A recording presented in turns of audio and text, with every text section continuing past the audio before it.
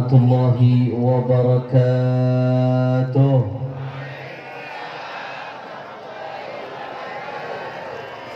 Alhamdulillah, alhamdulillahi rabbil alamin, wa bihi nasta'in ala umuri dunya waddin. Allahumma fassalli wa sallim wa barik wa karrim wa majjid wa azzim ala sayyidina wa habibina wa syafi'ina wa nuri qulubina Muhammad al-Fatih lima ughliqa wal khatimi lima sabaq nasiril haqqi bil haqq wal hadi ila siratil mustaqim wa ala alihi wa sahbihi haqqa qadrihi wa miqdarihi al-azim. Ya Fattah ya Alim. Amma ba'd. Para alim ulama, para habaib, para asatid, para kiai, para tengku, para abi, para abu, para tokoh masyarakat, para tuan guru, wabil khusus segenap jajaran pengurus DPD FPI Nangro Aceh Darussalam hadir bersama kita di tempat ini. Abi Tengku Muslim, begitu pula sahibul ma'had, sahibul majlis, pimpinan daripada Dayah Nurul A'la Al-Aji Lokna, yaitu Abi Wahid, semuanya para habaib, para asatid, para sesepuh, para kiai, para pimpinan DPW yang tidak dapat saya sebutkan namanya satu persatu tanpa mengurangi rasa hormat saya kepada beliau semua. Kita doakan mudah-mudahan habaib kita, ulama kita, kiai kita, Allah panjangkan umurnya. Amin. Allah sehatkan badannya. Amin. Allah menangkan perjuangannya. Amin. Allah dobul hajat-hajatnya. Amin ya Rabbal. Tidak lupa pula salam penghormatan kami sampaikan kepada segenap panitia penyelenggara yang telah bersusah payah menyelenggarakan acara pada malam hari ini. Jazahumullahu khairal jazak. Mudah-mudahan panitia dan semua yang ikut andil mendapatkan ganjaran sebesar-besarnya dari Allah Subhanahu wa taala.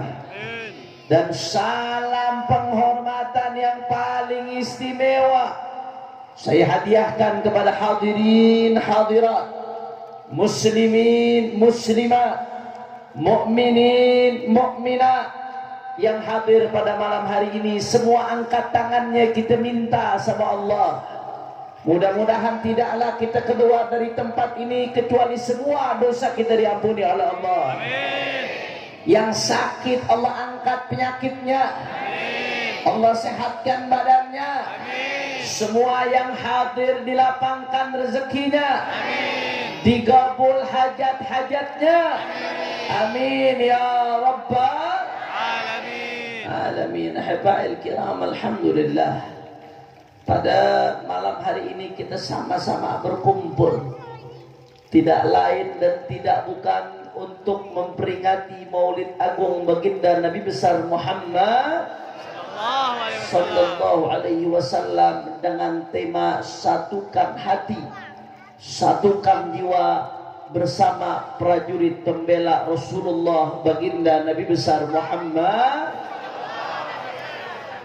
Saudara, kita tidak bisa menyatukan hati dan satukan jiwa untuk menjadi prajurit Nabi kecuali kalau kita sudah betul-betul cinta kepada Nabi. Betul?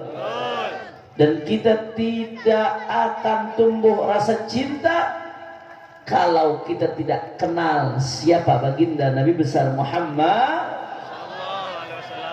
Nabi yang kita rayakan maulidnya pada malam hari ini adalah al-insanul kamil. Beliau manusia yang sempurna, saudara.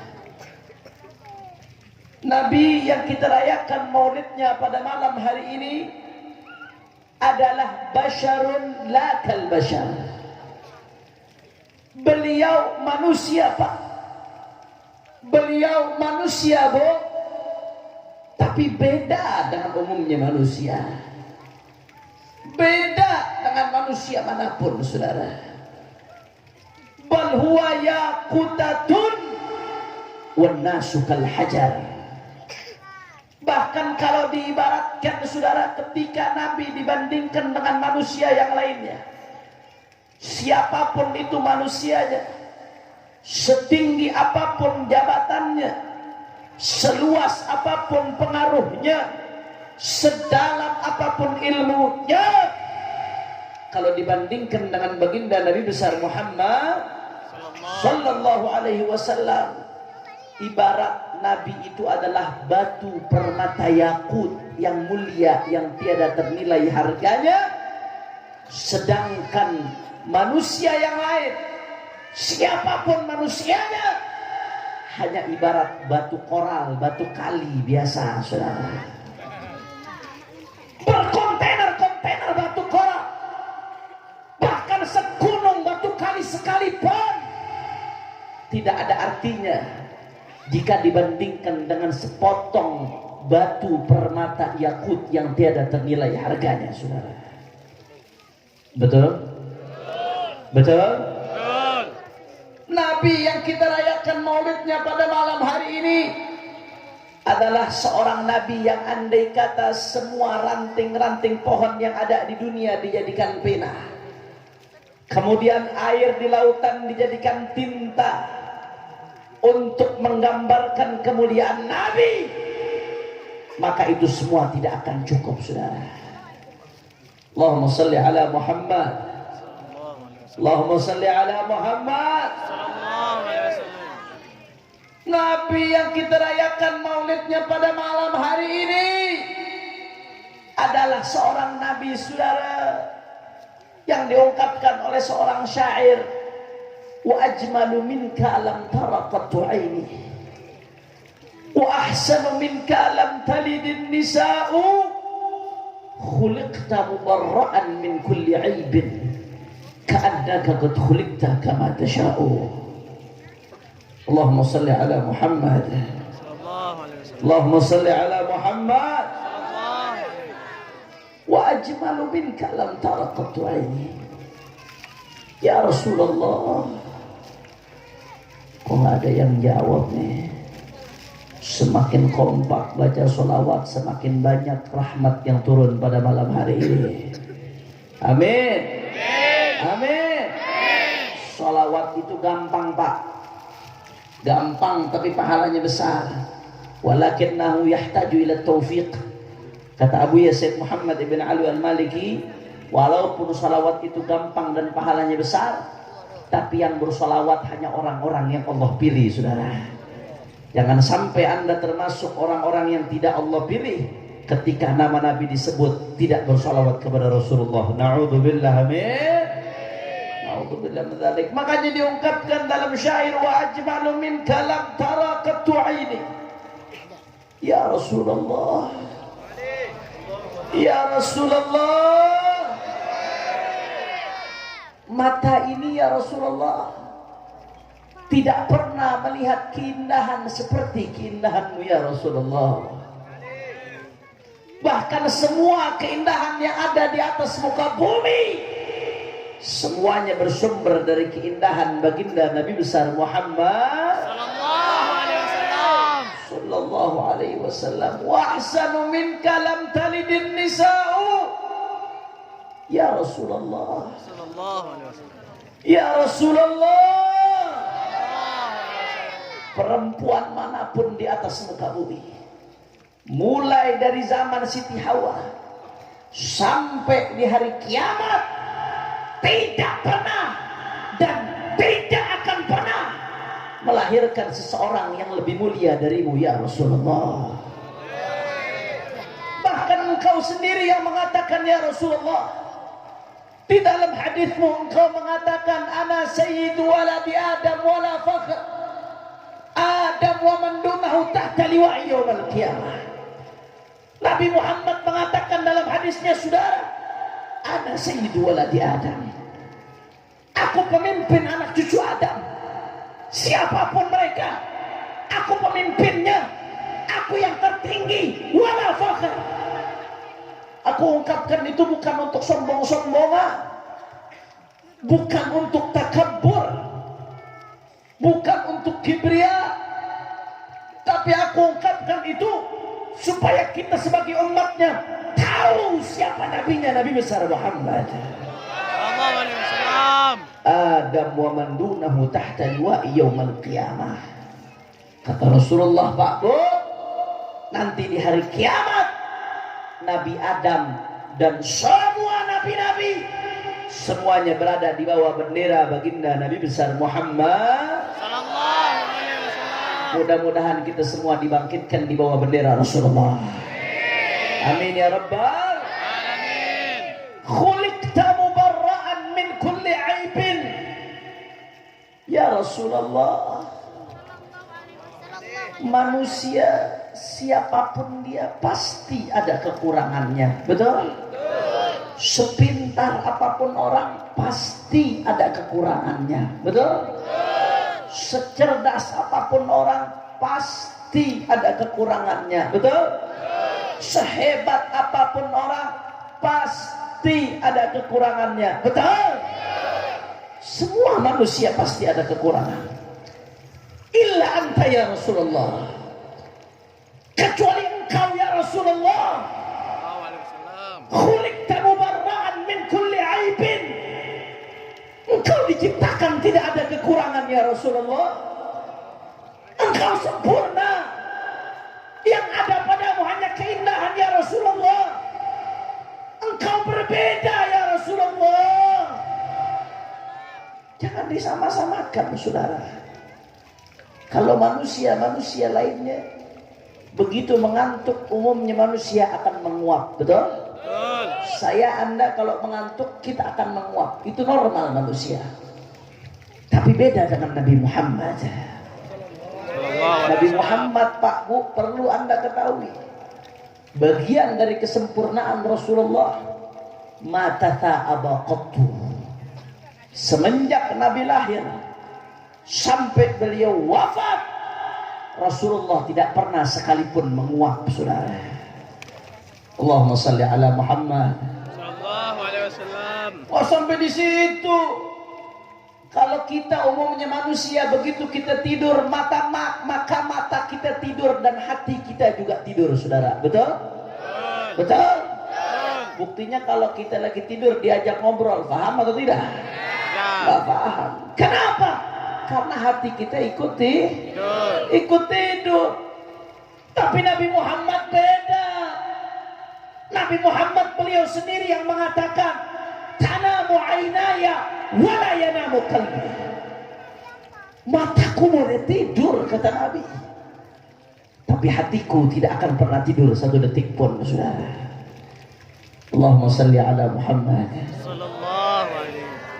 Bahkan saudara, kalau kita umumnya manusia, kita hanya bisa melihat apa yang ada di depan kita atau kiri kanan dengan melirik, betul? Betul. Bisa nggak manusia melihat ke belakangnya tanpa menengok, saudara? Nggak bisa. Saya sekarang melihat ke arah jamaah perempuan, saya nggak bisa melihat apa yang ada di belakang saya tanpa menengok. Itu umumnya manusia. Tapi Nabi Muhammad beda, Pak Bu. Nabi Muhammad beliau sendiri yang mengatakan, arakum min khalfi kama arakum min amami. Aku melihat kalian dari belakangku sebagaimana aku melihat kalian dari depanku, saudara. Allahumma salli ala Muhammad. Beda Nabi Muhammad.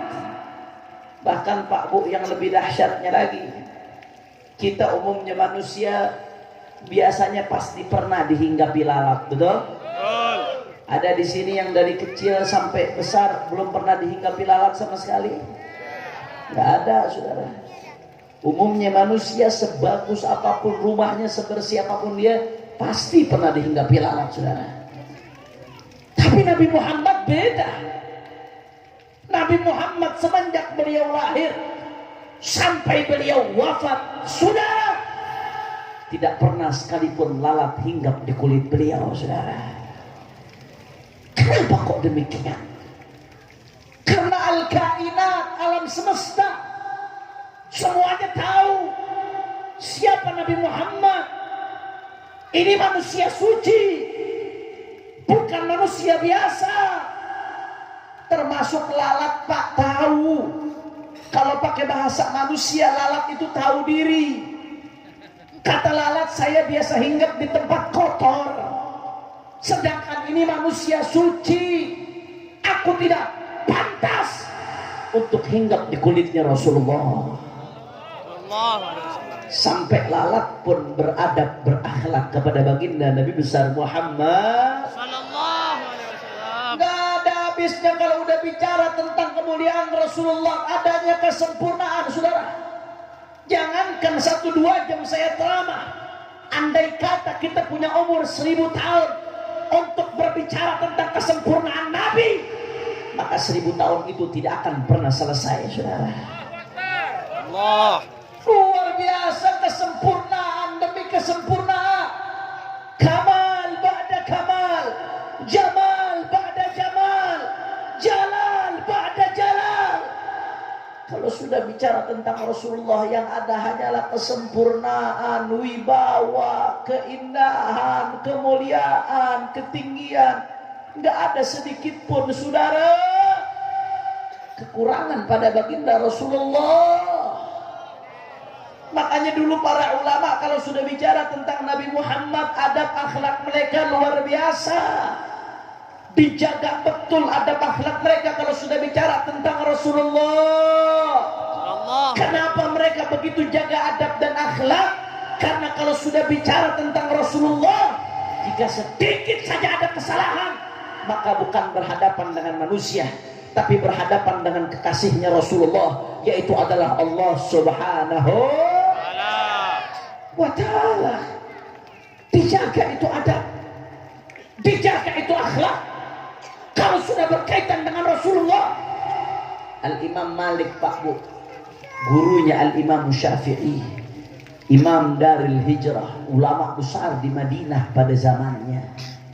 Imam Malik radhiyallahu taala anhu ardah, saking tingginya adab akhlak beliau kepada Rasulullah, sampai-sampai saudara, kalau di tengah jalan ada orang yang bertanya beliau tentang hadis Rasul sallallahu alaihi wasallam, beliau tidak mau jawab di jalanan, saudara.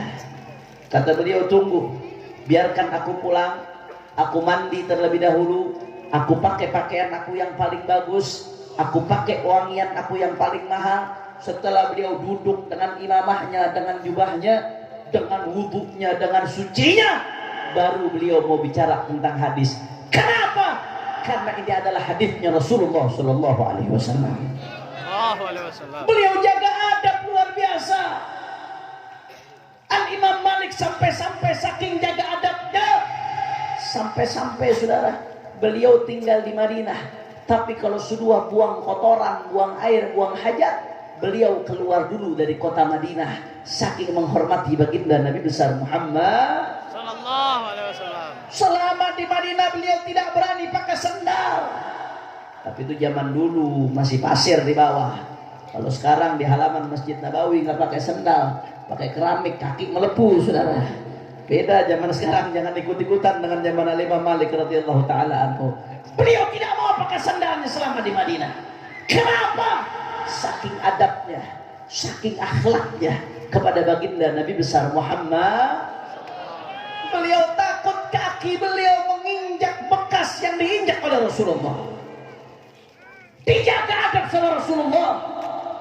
Semua ulama mengajarkan kita adab dengan Rasulullah, termasuk ulama-ulama di Indonesia, para guru-guru kita, para masyayikh kita, para tuan-tuan guru, para kiai, para hadratus syekh. Mereka mengajarkan kita adab dan akhlak kepada baginda Nabi besar Muhammad sallallahu alaihi wasallam. Di antara sekian banyak ulama yang berbicara tentang adab kepada Rasulullah, ada salah seorang ulama besar Indonesia, Pak Bu.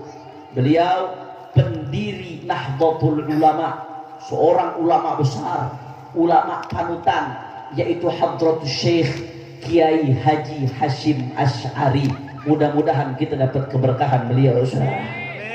Beliau punya kitab, judul kitab beliau tanbihat wajibat liman yasna'ul maulid bil munkarat. Peringatan-peringatan yang wajib bagi mereka yang membuat maulid tapi dicampur dengan kemunkaran. Saudara, saya sebelum melanjutkan ceramah saya, sebelum kita ngaji kitabnya Kiai Hasyim Asy'ari, ini udah jam berapa ini?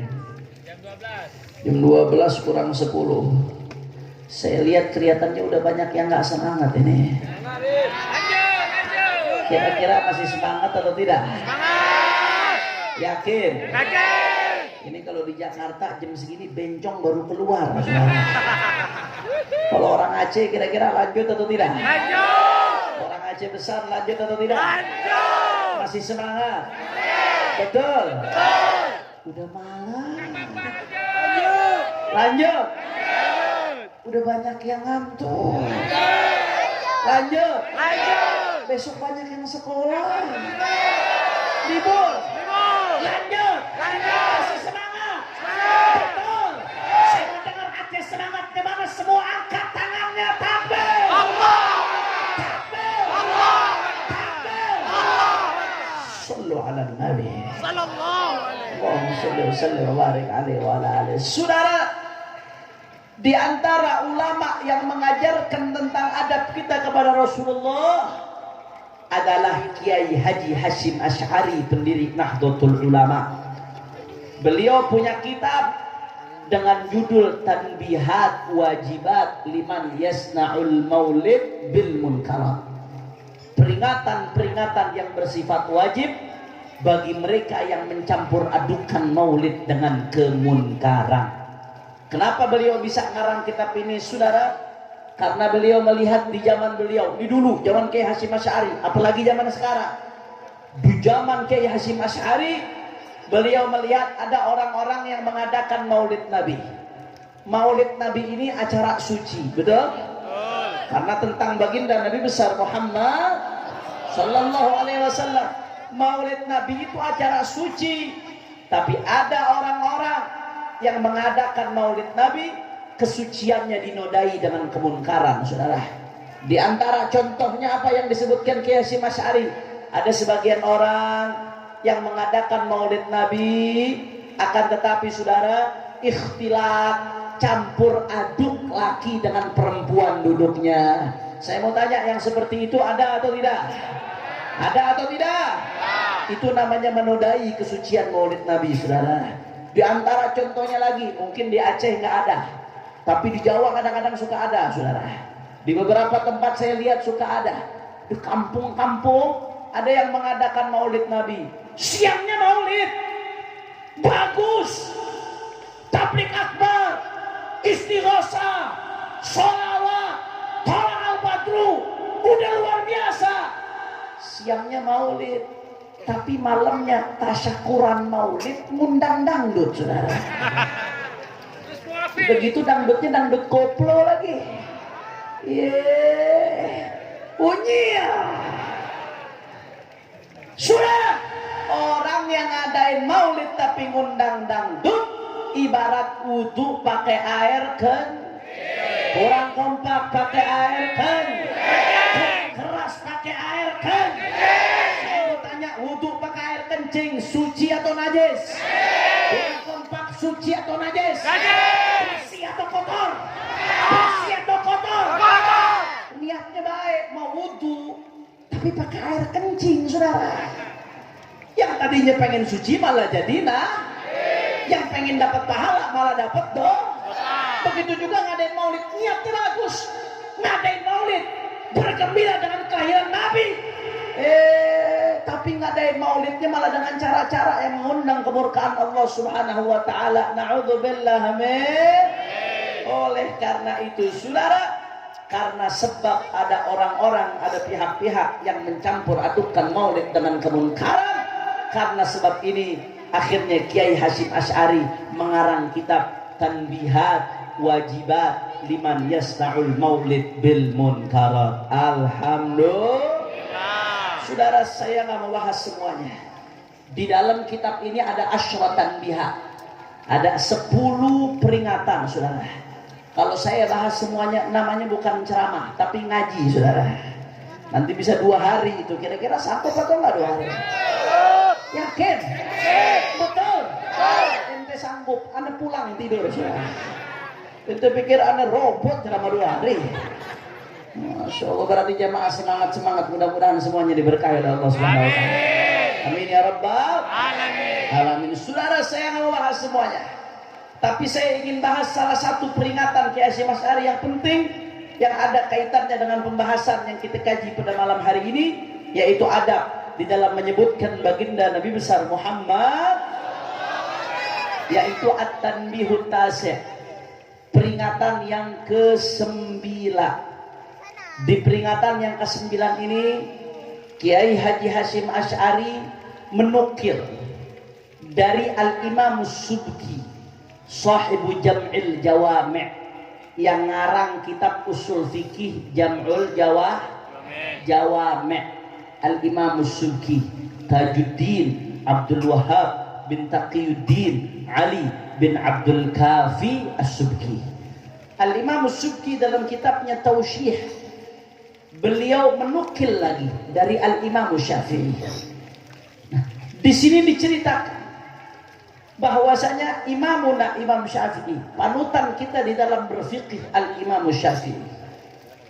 Pernah suatu saat Al-Imam Syafi'i meriwayatkan satu hadis Rasul sallallahu alaihi wasallam.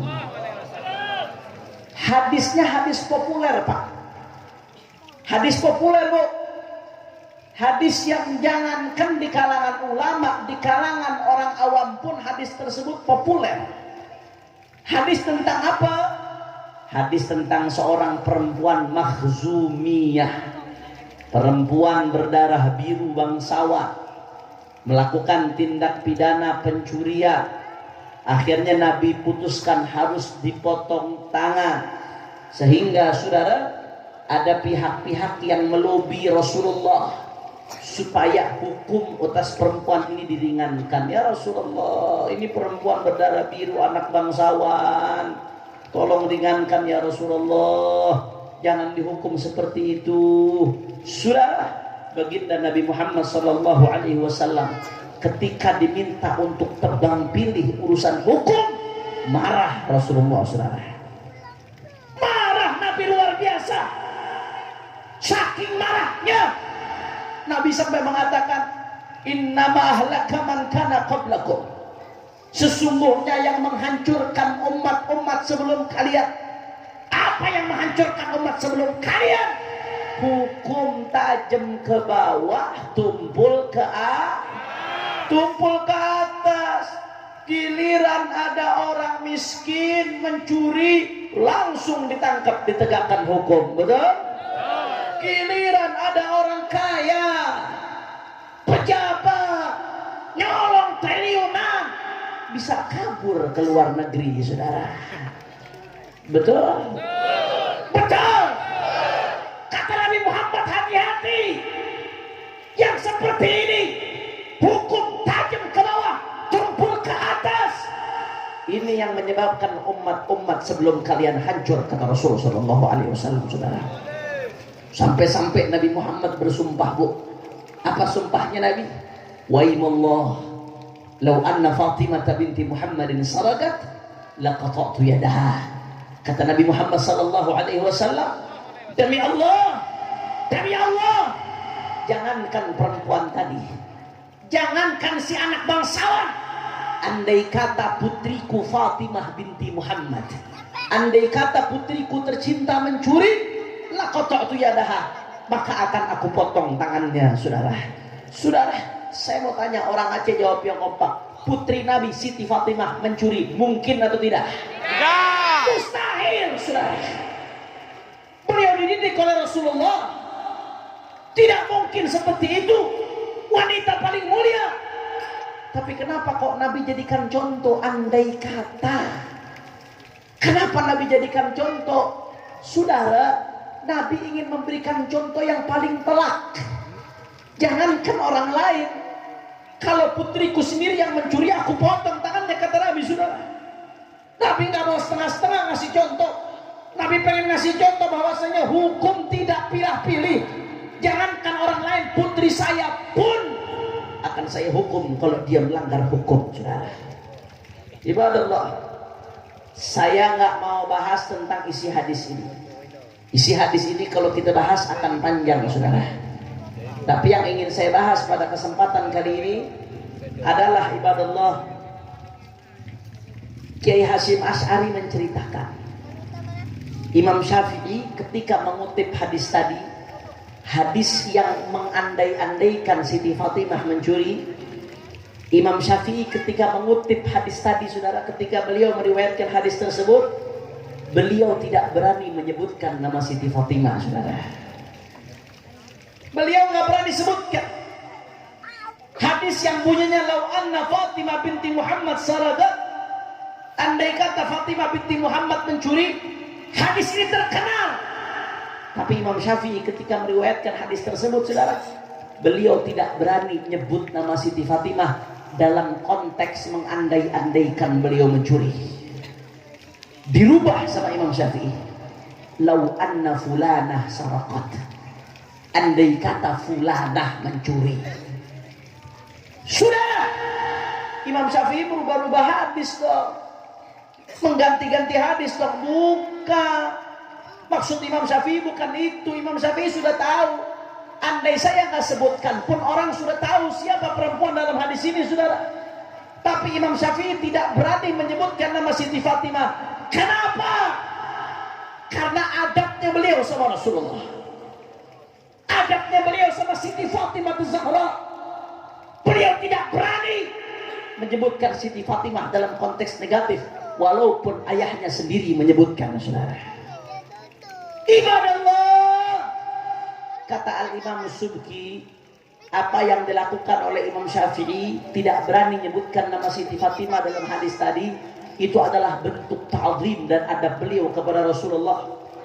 Adapun kalau Rasulullah menyebutkan, itu wajar. Kalau Nabi yang menyebutkan, pantas, karena Siti Fatimah putri Nabi.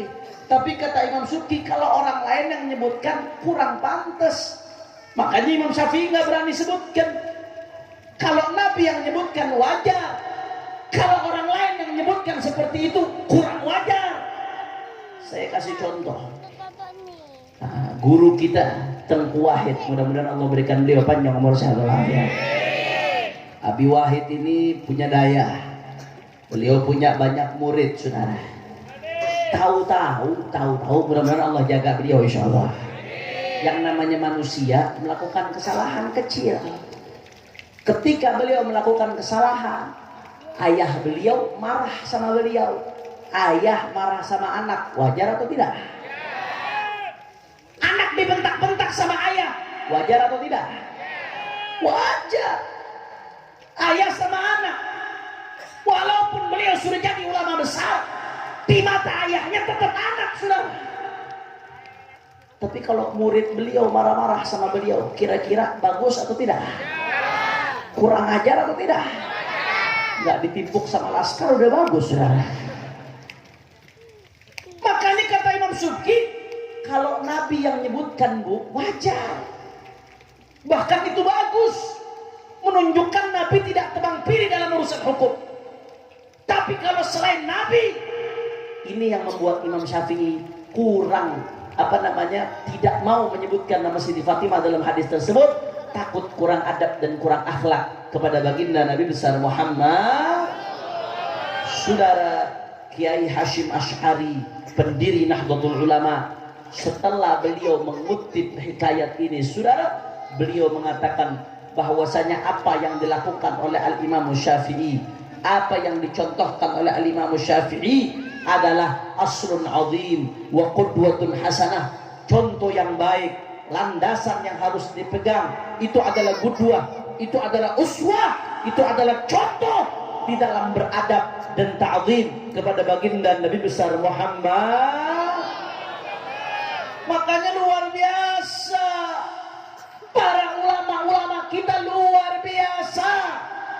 Mereka mengajarkan kita adab kepada Rasulullah, mereka mengajarkan kita akhlak kepada Rasulullah. Tidak berani sedikit pun kurang ajar kepada Rasulullah. Tahu-tahu sekarang muncul ada makhluk, saudara. dianggap kiai, dianggap ulama, ceramah di mana-mana sampai istana, tapi nggak ada akhlak sama Rasulullah. Apa dia katakan? Maulid Nabi itu biasa-biasa saja. Nabi waktu lahir nggak bercahaya. Palelo bau kodok. Masya Allah saudara, kalau Maulid Nabi biasa-biasa saja, ngapain kita rayakan Maulid Nabi? Betul? Betul. Kita rayakan Maulid Nabi di mana-mana. Kenapa? Karena kelahiran Nabi luar biasa. Saya Pak Bu, di awal bulan Maulid kemarin, saya ceramah di Papua, ujung timur Indonesia. Hari ini saya ceramah di Aceh Besar, ujung barat Indonesia, saudara. Dari timur sampai ke barat. Acaranya apa? Acaranya Maulid Nabi, saudara. Artinya apa? Maulid Nabi luar biasa. Makanya dari desa ke desa, dari kota ke kota, semua merayakan Maulid baginda Nabi besar Muhammad. Tahu-tahu ada yang mengatakan kelahiran Nabi biasa-biasa aja. Saya mau tanya, kurang ajar atau tidak? Wah, kompak, kurang ajar atau tidak? Terus sampai di situ apa dia katakan? Nabi itu masih kecilnya rembes. Rembes itu artinya saudara ingusan, belekan. Kurang ajar, muka lu yang rembes. Belajar nyisir dulu, jangan ceramah. Betul? Betul. Bahkan nggak sampai di situ saudara. Apa dia katakan? Nabi itu masih kecilnya senengannya gembala wedus. Gembala wedus katanya. Itu andai kata dulu ada pohon jambu, maka Nabi akan nyolong jambu mungkin saudara. Masya Allah. Apa ini? Gak ada akhlak sama Rasulullah. Saya sabar. Tunggu, nanti ada waktunya gigi 7 saudara. Takbir. Saudara, Kiai Hasyim Asy'ari, kita lanjut, setuju? Siap lanjut? Siap fokus? Saudara, Kiai Haji Hasyim Asy'ari lagi ngajarkan kita bagaimana Imam Syafi'i, jangankan hal yang gak ada, hal yang ada sekalipun, kalau merasa kurang pantas, mereka gak berani sebutkan, saudara. Apalagi yang tidak ada diada-adakan. Gak punya akhlak sama Rasulullah, tidak punya adab sama Rasulullah. Saudara, saya heran ada orang yang menghina Nabi. Tapi saya lebih heran lagi kalau penghina Nabi dijadikan idola, saudara. Betul? Dan yang jauh saya lebih heran lagi, penghina Nabi dibela mati-matian, saudara. Masya Allah. Kau merasa kiaimu disakiti, kau tidak terima, kau marah. Tapi Nabi Muhammad dihina, kau diam saja, kau biasa saja. Di mana cintamu kepada Nabi Muhammad? Saudara, ibadallah, saudara. Ada yang mengatakan kepada saya, Habib, tapi kan itu muafiq udah minta maaf, itu sudah minta maaf. Kira-kira jawab atau jangan? Jawab atau jangan? Kapan jawabnya? Udah malam. Masih semangat? Betul. Allahumma sholli ala Muhammad. Saudara, ibadallah, kalau ada orang menghina Nabi, maka kita nggak punya hak untuk memaafkan, saudara. Betul? Betul? Andai kata, Bu Pak, perhatikan baik-baik. Andai kata ada orang menghina saya punya hak untuk maafkan. Ada orang menghina Anda punya hak untuk maafkan. Karena itu hakul adabi. Gugur ketika dimaafkan, saudara. Andai kata ada yang ambil harta saya, kalau saya maafkan, maka selesai. Itu ada laler terbang gede banget, saudara. Laler apa bukan tuh? Ada juga di Aceh laler gede begini. Kira-kira jelas atau tidak? Jelas atau tidak? Kalau ada orang menghina saya punya hak untuk maafkan, betul? Kalau ada orang hina Anda punya hak untuk maafkan, betul? Tapi kalau ada orang hina Rasulullah, maka kita nggak punya hak untuk maafkan, saudara. Kenapa? Karena penghinaan Rasulullah adalah kembali kepada hak Allah Subhanahu. Kita nggak punya hak untuk memaafkan. Lantas bagaimana Habib hukumnya? Silahkan buka kitab.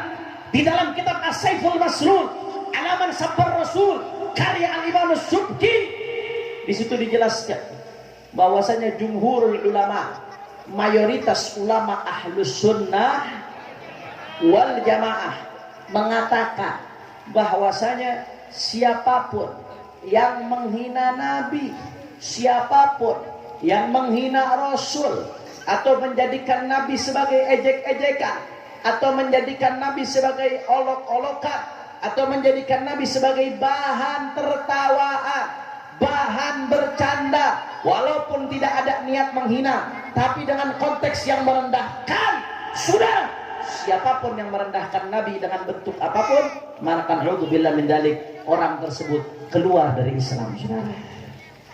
Na'udzubillah min. Bahkan Kiai Hasyim Asy'ari pendiri NU lebih keras lagi. Kata Kiai Hasyim Asy'ari dalam kitabnya Tanbihat Wajibat juga, beliau mengutip dari Syarah Syifah lil Qadhi Iyad. Mengutip apa? Andai kata ada orang di dalam bahasa Arab itu ada namanya sighah tasghir, fu'ail. Kalau rambut, satu rambut itu dalam bahasa Arabnya syar. Satu rambut disebutnya apa? Syar. Syar itu artinya rambut biasa. Tapi kalau rambut kecil atau direndahkan dengan bahasa yang menghinakan, itu disebutnya syu'air. Disebutnya apa? Syu'air. Ada rojul. Rojul itu satu orang laki-laki biasa. Tapi kalau ada seorang laki-laki kecil, saudara, itu dalam bahasa Arab disebutnya rujail. Disebutnya apa? Rujail. Itu disebut sighah tasghir, fu'ail. Fu'ail ini sighah tasghir, ada kalanya memang untuk menjelaskan realita disebut rujail karena memang orangnya kecil. Tapi ada kalanya tujuannya untuk merendahkan, saudara. Disebut rujail karena orangnya pengecut, itu namanya merendahkan. Kalimat fu'ail, rujail dipakai untuk merendah. Kata Kiai Hasyim Asy'ari, andai kata ada yang menyebut sya'ar, rambutnya Nabi, dengan sebutan syu'air, rambut kecil dengan nada yang merendahkan, maka na'udzubillah min dzalik, itu sudah termasuk menghina Nabi yang bisa menyebabkan seseorang keluar dari Islam, saudara.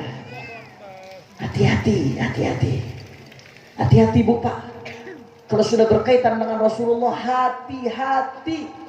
Bahkan Al-Imam Ibn Hajar Al-Haytami mengatakan, jangankan orang yang tujuan menghina, andai kata ada orang yang betul-betul tidak sengaja, dia tidak ada tujuan untuk menghina sekalipun, walaupun dia nggak kafir, tapi uzir, tetap dihukum, saudara.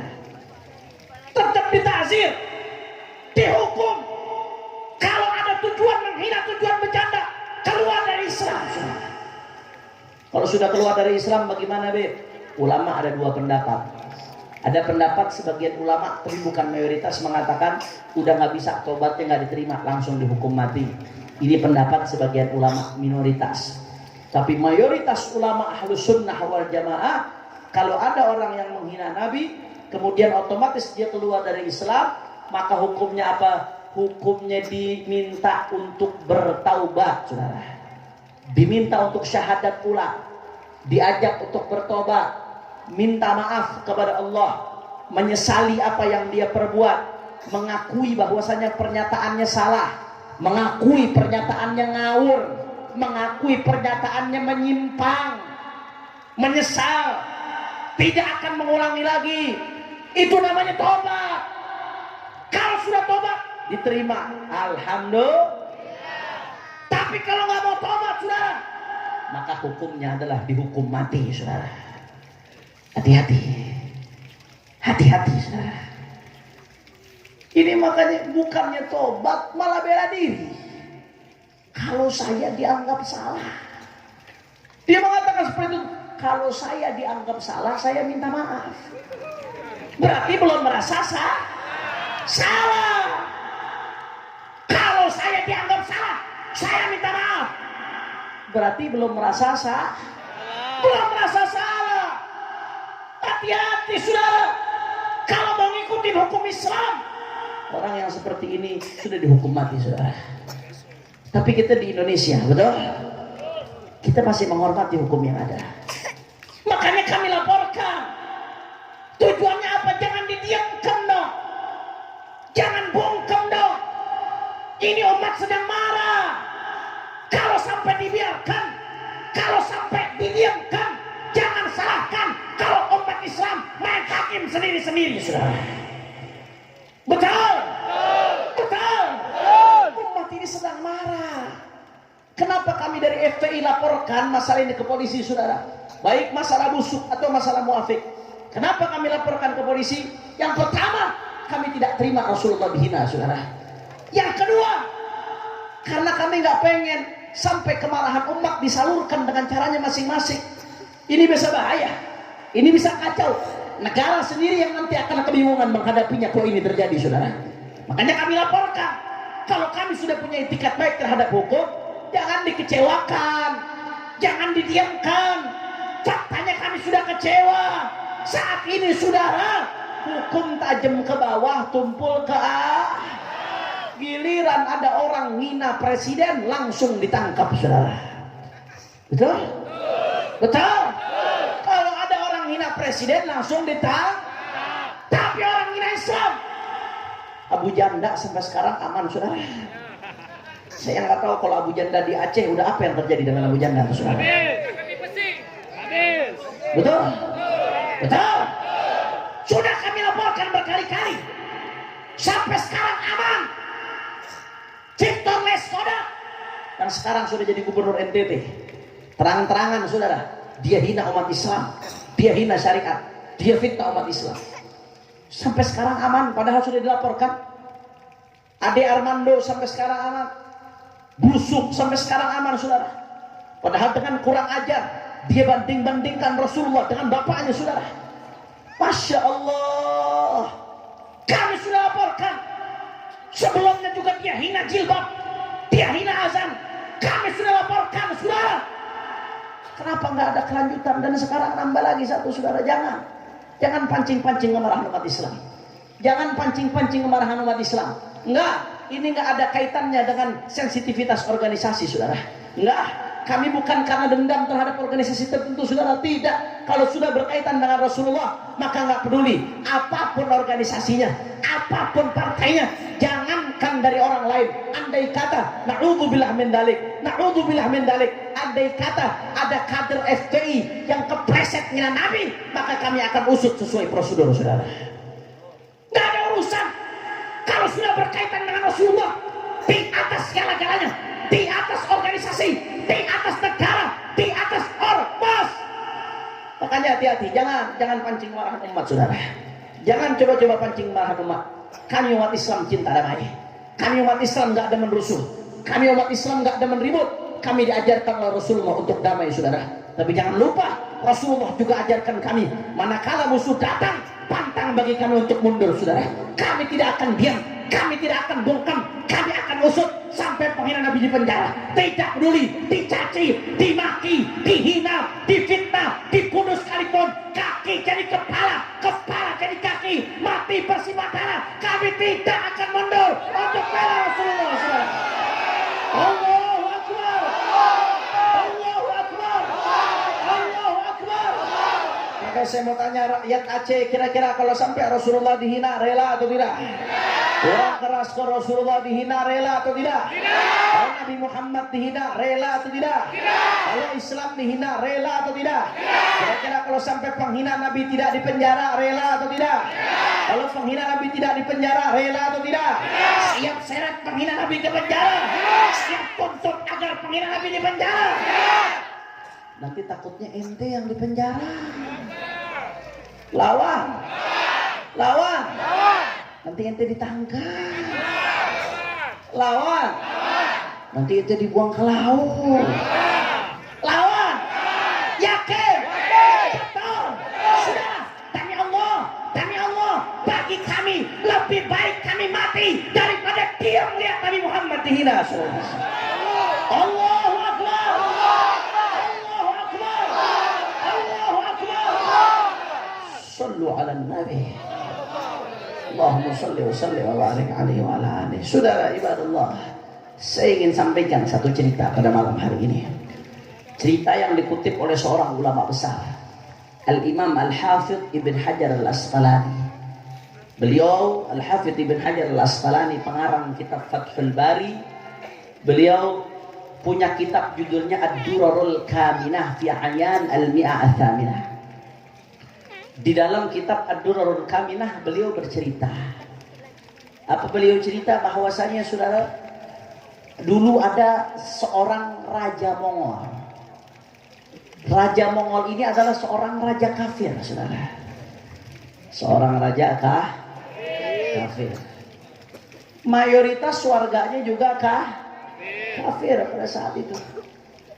Akhirnya pada suatu saat Raja Mongol ini mengadakan pesta, Pak Bu.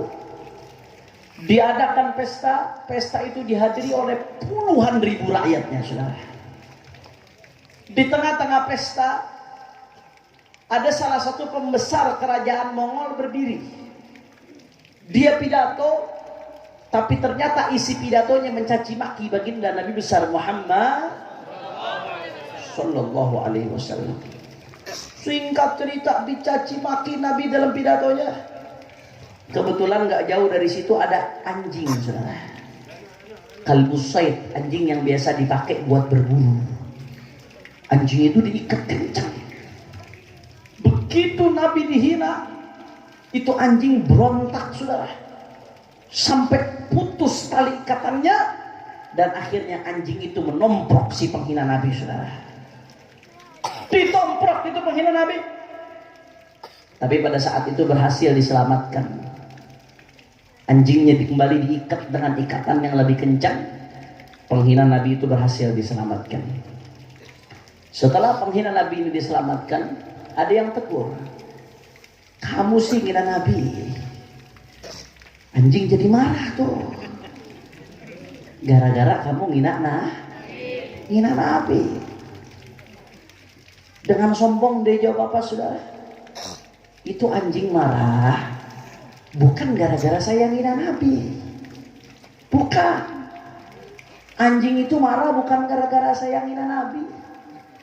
Tapi anjing itu marah gara-gara tadi waktu pidato saya nunjuk-nunjuk ke arah dia. Anjing itu punya insting bertahan, betul? Anjing kira-kira kalau kita datang, kita ledek-ledekin, kira-kira ngejar atau tidak? Ngejar, saudara. Saya pernah masih kecil digigit anjing, saudara. Makanya trauma-trauma digigit anjing masih ada. Gara-gara waktu saya masih kecil ngeledek anjing. Anjing itu punya insting bertahan. Dia dia nunjuk-nunjuk, gara-gara saya nunjuk-nunjuk, anjing itu marah. Gara-gara dia marah, takut diserang, dia duluan yang nyerang saya. Jadi anjing itu marah bukan gara-gara saya ngina Nabi.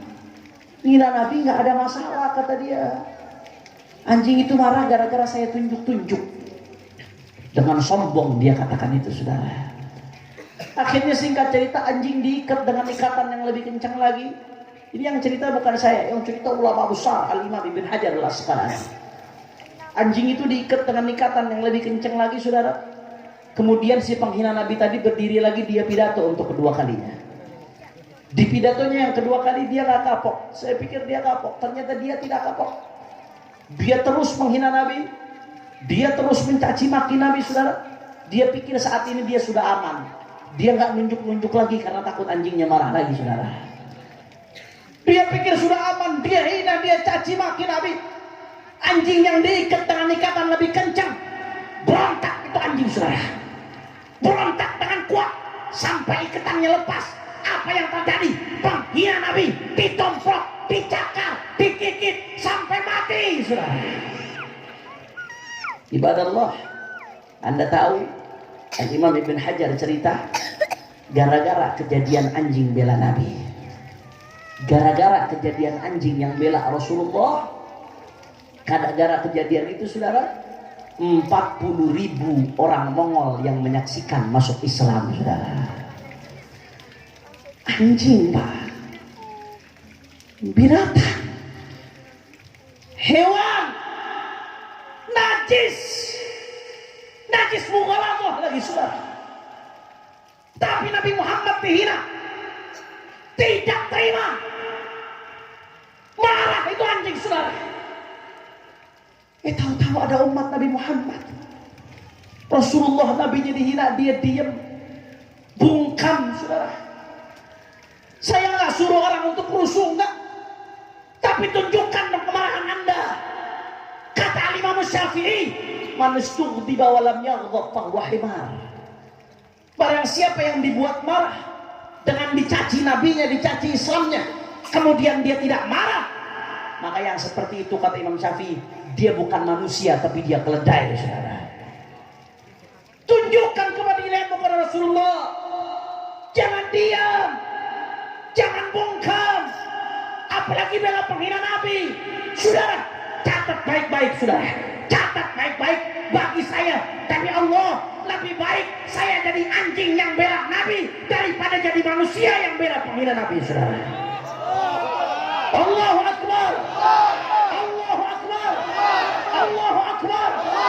Makanya umat Islam jangan tinggal diam, saudara. Sebelum penghina Nabi ditangkap, maka kita nggak akan tinggal diam, saudara. Betul? Kalau umat Islam bergerak, umat Islam kompak, maka insya Allah penghina Nabi akan ditangkap, saudara. Kenapa dulu Ahok bisa ditangkap? Padahal dia mendapatkan dukungan yang begitu kuat dari berbagai pihak yang sangat kuat, saudara.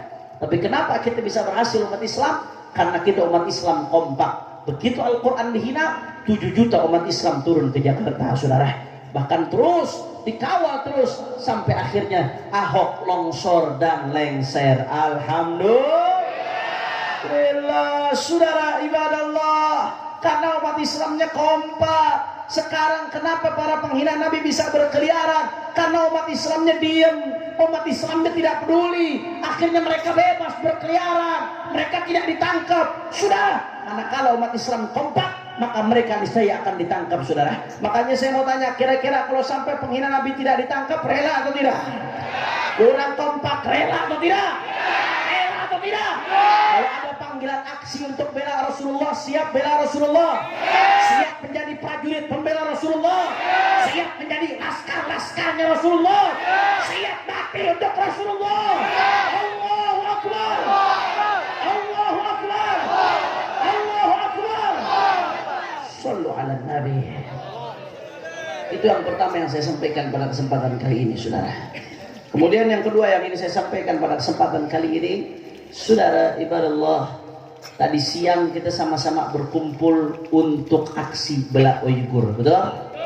Uighur ini adalah salah satu suku Muslim yang ada di Turkistan Timur, saudara. Yang saat ini masuk wilayah RRC, Republik Rakyat Cina, karena dijajah oleh Cina. Dulunya bukan bagian dari Cina, tapi sekarang mereka menyatu menjadi bagian dari Cina. Saudara, saat ini mata dunia dipertontonkan dengan kebiadaban demi kebiadaban. Dipertontonkan dengan penindasan demi penindasan, dipertontonkan dengan perlakuan-perlakuan yang lebih cocok untuk binatang daripada manusia, saudara. Bagaimana saudara-saudara kita Muslim yang ada di Uighur, saudara, mereka mendapatkan perlakuan yang begitu menyedihkan. Mereka banyak yang dipenjara, jutaan orang dimasukkan dalam camp-camp, tidak tinggal di rumahnya masing-masing, saudara. Mereka di bawah pengawasan ketat, tidak boleh ibadah, tidak boleh baca Quran, tidak boleh sholat.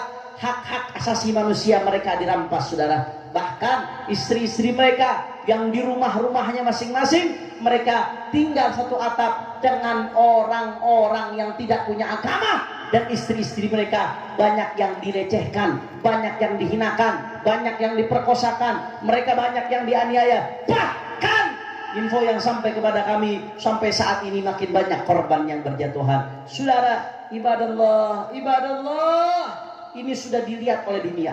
Dunia menyorot masalah ini. Tapi saya herannya sampai sekarang masih ada saja ormas-ormas yang belaga bodoh melihat apa yang terjadi di Uighur, ibadallah. Anda lihat, coba giliran ada satu orang kafir di Prancis, ada yang mati misalkan, ditembak oleh orang muslim. Kita nggak benarkan menembak begitu saja tanpa ada sebab, nggak boleh saudara. Tanpa dalam keadaan perang nggak boleh kita bunuh orang kafir, selama mereka dhimmi nggak boleh kita ganggu saudara. Kita nggak benarkan. Tapi yang saya heran, giliran ada satu orang kafir mati, saudara, dunia rame. Save Paris, pray to Paris. Presiden mengucapkan, menteri mengucapkan, artis-artis semuanya mengucapkan, saudara. Anak-anak muda mengucapkan. Padahal cuma satu yang jadi korban. Kini ada orang Islam, jutaan saudara, diperkosa, dianiaya, ditindas, dirampas hak-haknya. Kemana para pejabat kita? Kemana para pejabat kita? Kemana itu artis-artis? Kemana televisi kita? Diam, bungkam. Masya Allah, saudara ibadallah.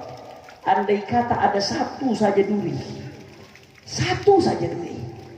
menusuk salah satu umat Islam, maka Rasulullah merasakan sakitnya saudara. Maka bagaimana dengan jutaan saudara kita yang dianiaya, jutaan saudara kita yang ditindas? Anda pikir Rasulullah tidak sedih saudara? Anda pikir Rasulullah tidak sakit melihat itu? Kalau Rasulullah sakit sedih, lantas kita diam saudara, lantas kita bungkam saudara. Ibadallah, andai kata ada jalan untuk jihad ke sana, maka kita akan jihad ke sana saudara. Takbir, takbir. Tapi selama jalan itu belum ada, maka kita lakukan apa yang bisa kita lakukan saudara. Makanya insya Allah tadi sudah luar biasa, rakyat Aceh turun menunjukkan kepeduliannya kepada saudara-saudara kita Muslim Uighur yang ada di Cina. Turun lagi lebih besar lagi saudara. Insya Allah kami di Jakarta hari Jumat yang akan datang, doakan kami, hari Jumat yang akan datang kami akan berkumpul insya Allah bersama ratusan ribu umat Islam. Kami akan kumpul, kami akan kepung kedutaan besar Cina saudara. Kami akan kumpul sampaikan aspirasi, aksi damai. Kami akan kepung kedutaan besar Cina bersama ratusan ribu bahkan jutaan umat Islam. Biar dunia menyaksikan bahwasanya Indonesia sebagai negara umat Islam terbesar di dunia, rakyat umat Islam di Indonesia tidak diam dengan penderitaan saudara-saudara yang ada di Uighur saudara. Saya mau tanya, kira-kira siap bela saudara-saudara kita yang di Uighur? Siap lakukan apa yang bisa kita lakukan? Siap doakan mereka? Siap perjuangkan hak-hak mereka? Saudara, mereka adalah saudara kita. Walaupun mereka beda warna kulit, walaupun mereka beda bahasa, walaupun beda suku, walaupun beda budaya, walaupun banyak perbedaan antara kita dan mereka, selama mereka Muslim, mereka saudara kita saudara. Mereka sakit, kita juga sakit. Mereka menderita, kita juga menderita. Mereka pedih, kita juga pedih. Mereka berdarah, kita juga berdarah saudara. Betul? Betul. Makanya minimal, saya minta minimal semua yang ada di sini minimal setiap habis sholat, wabil khusus kalau bisa dalam sholatnya minta imam-imamnya di masjid-masjid untuk baca doa kunut nazilah, mendoakan saudara-saudara kita yang ada di Uighur dan Palestina. Mudah-mudahan diberikan kemenangan oleh Allah Subhanahu wa ta'ala. Amin ya rabbal. Itu yang kedua yang saya sampaikan. Kemudian yang ketiga yang ingin saya sampaikan pada kesempatan kali ini, saudara, ada salam untuk semua umat Islam dari Imam Besar Al-Habib Muhammad Rizik bin Hussein bin Syihab. Mudah-mudahan beliau bisa segera pulang ke Indonesia insyaallah. Amin ya rabbal. Saudara, banyak yang bertanya-tanya, Beb, kenapa sih Habib Rizik sampai sekarang belum pulang? Betul? Betul? Saudara, beliau bukan tidak mau pulang, tapi beliau tidak bisa pulang saudara. Beda antara tidak mau pulang dan tidak bisa pulang, beda. Beliau mau pulang. Beliau sudah rindu luar biasa kepada Indonesia, apalagi kepada Aceh, saudara. Kecintaan beliau kepada Aceh luar biasa, tidak diragukan lagi. Bagaimana beliau berjuang tidur bersama 1000 laskar di tenda-tenda selama 4 bulan mengangkat mayat-mayat korban tsunami, saudara. Perjuangan beliau luar biasa untuk Aceh. Kecintaan beliau kepada rakyat Aceh luar biasa, saudara. Mudah-mudahan tahun depan insya Allah beliau sudah bisa di Aceh, insya Allah. Amin ya Rabbal.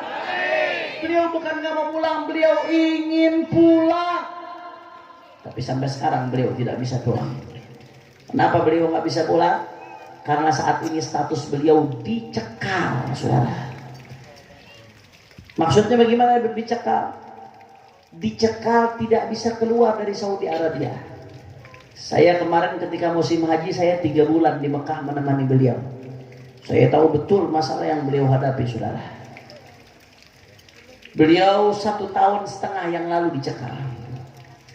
Setelah ada SP3 kasus fitnah chat, setelah ada SP3, beliau umumkan SP3-nya hari raya Idul Fitri saat itu, saudara.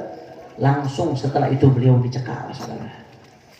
Beliau sudah mau coba keluar Saudi Arabia 3 kali. Sampai 3 kali ganti tiket. Waktu itu tujuannya ke Malaysia untuk ujian doktoral S3. Setelah itu rencananya lanjut balik ke Indonesia, saudara. Sampai 3 kali beli tiket. Sudah check in. Tas sudah masuk bagasi. Tapi begitu beliau sampai ke imigrasi, saudara, ternyata nggak bisa melanjutkan perjalanan. Dicekal statusnya. Beliau tanya, ini siapa yang cekal? Di imigrasi dijelaskan, yang cekal itu pihak Mabahith Ammah Mukhabarat, pihak intelijen Saudi Arabia. Beliau datang ke kantor intelijen Saudi Arabia. Saya dengar langsung dari beliau, saudara. Beliau datang. Beliau tanya, kenapa saya dicekal? Apa problem saya? Apa masalah saya? Apa saya punya pelanggaran pidana, pelanggaran perdata, atau saya punya pelanggaran keimigrasian? Apa masalah saya sehingga saya dicekal? Mereka jawab apa, saudara? Kata mereka, Habib nggak punya salah. Habib semuanya formal, legal. Habib nggak ada salah. Terus kenapa saya dicekal? Habib dicekal atas permintaan intelijen dari negara Anda, saudara. Jadi itu keterangan dari mereka. Saya dengar langsung dari Habib Rizik, saudara. Silakan mau percaya mau nggak percaya silakan. Kita nanti akan bertanggungjawabkan di hadapan Allah Subhanahu Wa Taala, saudara. Ada apa ini? Ada apa? Saya heran. Ada orang-orang yang membolimi ulama sampai seperti ini, saudara. Ulama dizalimi, habaib, cucu Nabi dizalimi, saudara. Apa yang mereka cari? Dendam politik, cari jabatan, cari uang. Berapa tahun jabatanmu itu, berapa tahun? Setelah itu kau mati. Uang yang kau dapat berapa? Setelah itu kau dikubur nggak bawa uang. Apa yang kau cari? Kau tidak malu? Sekarang kau zalimi ulama waris Nabi, habaib anak cucu Nabi. Terus di akhirat kau minta syafaat sama siapa? Tidak malu kau? Makanya kita doakan, mudah-mudahan orang-orang yang zalim ini Allah berikan hidayah, insya Allah. Andai kata Allah sudah catat mereka nggak akan dapat hidayah, mudah-mudahan orang-orang zalim dihancurkan oleh Allah Subhanahu Wa Taala. Amin ya Allah. Amin ya Allah. Amin ya Allah. Ya Rabbal. Makanya pesan beliau kemarin, saudara, ketika 212 beliau pesan beliau, saya bisa pulang atau saya tidak bisa pulang, saya bisa hadir atau saya tidak bisa hadir. Perjuangan umat tidak boleh berhenti, saudara. Perjuangan umat tidak boleh putus. Perjuangan umat tidak boleh kendor. Apalagi rakyat Aceh, saudara. Rakyat Aceh adalah kakak tertua kami. Jangan tinggalkan kami. Di Aceh syariat bisa diterapkan. Kami mohon rakyat Aceh pimpin kami berjuang supaya Indonesia semuanya bisa bersyariat, saudara. Amin. Amin. Itu pesan beliau. Tolong silahkan saya tidak pulang, tapi perjuangan tidak boleh berhenti. Perjuangan tidak boleh putus. perjuangan harus tetap lanjut, saudara. Kalau urusan pilpres udah selesai, kata beliau, udah nggak usah inget-inget pilpres lagi, udah nggak ada lagi nomor 1, nomor 2, udah selesai gitu, saudara. Nggak ada lagi. Kalau foto nggak ada lagi yang seperti ini, saudara. Tidak ada, sudah tidak ada. Terus bagaimana, Habib? Sekarang saatnya kita kepalkan tangan, saudara. Saatnya kepalkan tangan. Coba semua kepalkan tangannya. Semua kepalkan tangan. Angkat tangan, kepalkan tangan. Apa artinya kepalkan tangan? Kepalkan tangan, tegakkan keadilan, lawan kezaliman, sampaikan yang hak itu hak, yang batil itu batil. Bela agama Allah, bela Rasulullah, jaga Indonesia, jangan pernah mundur sampai tetes darah yang terakhir. Tidak pernah mundur untuk menegakkan agama Allah. Allahu Akbar, Allahu Akbar, Allahu Akbar. Maka semuanya umat Islam siap bersatu, siap rapatkan barisan, siap bela Allah, siap bela Nabi, siap bela ulama, siap jaga Aceh, siap tegakkan syariat di NKRI, siap jaga Indonesia. Semua angkat tangannya. Allahu Akbar, Allahu Akbar, Allahu Akbar. Sallu ala Nabi. Makanya terakhir sama-sama semuanya kita bacakan sholawat Badar dengan niat mudah-mudahan berkat Rasulullah dan Ahlul Badar yang punya hajat Allah kabul hajatnya, yang sakit Allah angkat penyakitnya, Allah sehatkan badannya, semua yang hadir dilapangkan rezekinya, diberkahi kehidupannya, dan mudah-mudahan Imam Besar Habib Rizik bisa segera pulang ke Indonesia insyaallah. Amin ya rabbal. Ayo sama-sama semua kita baca sholawat Badar. Yang kompak keluarkan suaranya. Nanti setelah sholawat Badar kita sambung dengan mars aksi bela Islam. Tahu mars aksi bela Islam? Al-Quran, Al-Quran, Al-Quran, Al-Quran, Al-Quran, imam, pedoman, petunjuk, satukan. Imam, pedoman, petunjuk, satukan. Setelah itu lanjut aksi bela Islam, aksi bela Islam, aksi bela Islam, Allah Allahu Akbar. Aksi bela Islam, aksi bela Islam, aksi bela Islam. Nanti terakhir semuanya angkat tangannya. Allahu Akbar, Allahu Akbar, Allahu Akbar, Allahu Akbar, Allahu Akbar, Allahu Akbar, Allahu Akbar, Allahu Akbar. Bisa? Bisa? Kita mulai dengan sholawat Badar. Setuju? Siap goncangkan Aceh Besar dengan sholawat Badar. Allahumma sholli ala Muhammad. Salatullah, salamullah ala Taha. Semua duduk semuanya.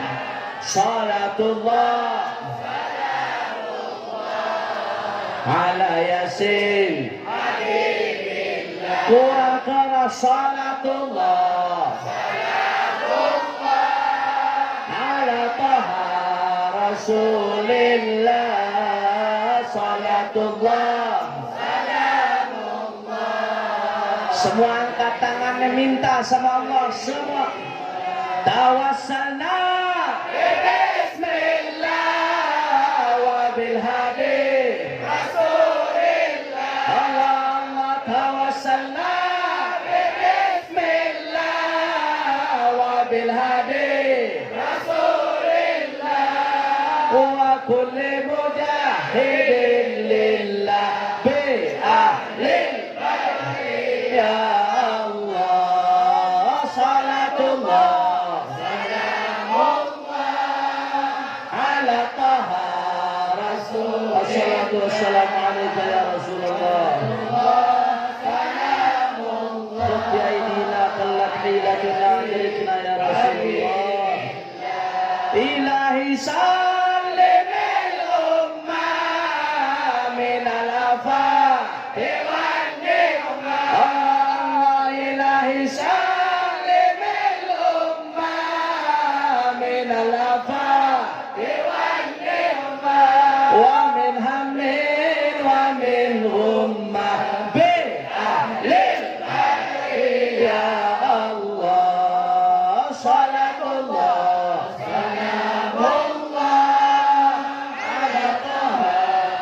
Rasulillah.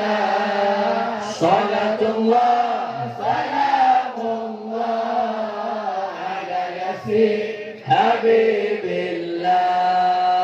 Al-Quran iman kami semuanya, Al-Quran pedoman kami, Al-Quran petunjuk kami, Al-Quran satukan kami, Al-Quran iman kami, Al-Quran pedoman kami, Allah Allah, Al-Quran petunjuk kami, Al-Quran satukan kami semua. Aksi bela Islam, aksi bela Islam, aksi bela Islam, Allah Allahu Akbar.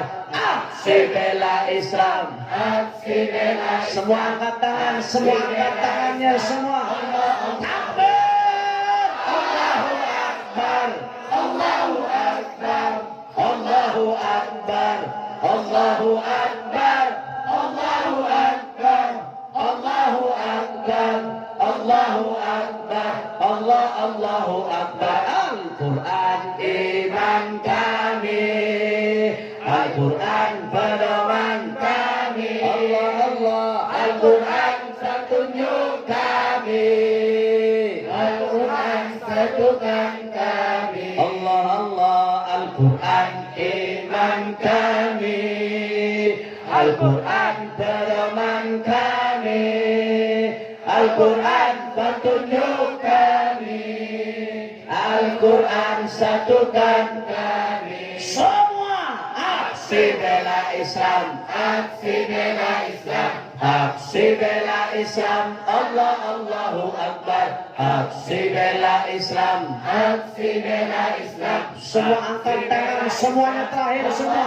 Takbir, Allahu Akbar, Allahu Akbar, Allahu Akbar, Allahu Akbar, Allahu Akbar, Allahu Akbar, Allahu Akbar, Allahu Akbar, Allahu Akbar, Allahu Akbar.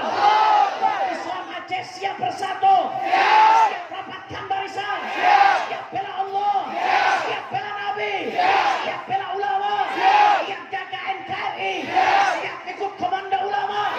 Allahu Akbar, Allahu Akbar, Allahu Akbar. Sallu ala Nabi. Mari sama-sama kita baca talqin dzikir. Saya dulu yang baca, baru nanti yang lain baca. Insyaallah semuanya husnul khatimah.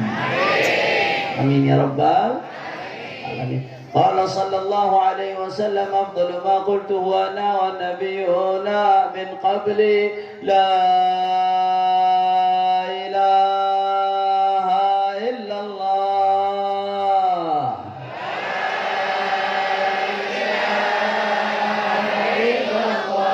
La ilaha illallah.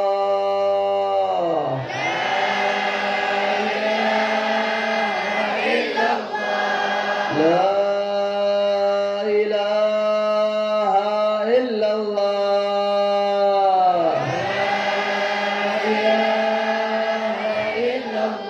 Muhammadur Rasulullah.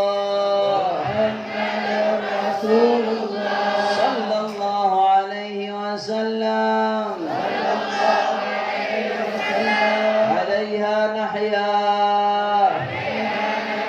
وعليها نموت وعليها نبعث وعليها ندخل الجنة إن شاء الله تعالى من الآمنين من الآمنين من الآمنين برحمتك يا أرحم الراحمين. اللهم اجعل جمعنا هذا جمعا مرحوما وتفرقنا من بعده تفرقا معصوما ولا تجعل أحدا فينا ولا منا ولا معنا شقيا ولا محروما ربنا آتنا في الدنيا حسنة وفي الآخرة حسنة وقنا عذاب النار رب اغفر لنا ولوالدينا رب اغفر لنا ولوالدينا رب اغفر لنا ولوالدينا وارحمهم كما ربونا صغارا واقض لنا ولهم ولمشايخنا حاجات حسية ومعنوية واقض لنا ولهم ولمشايخنا حاجات.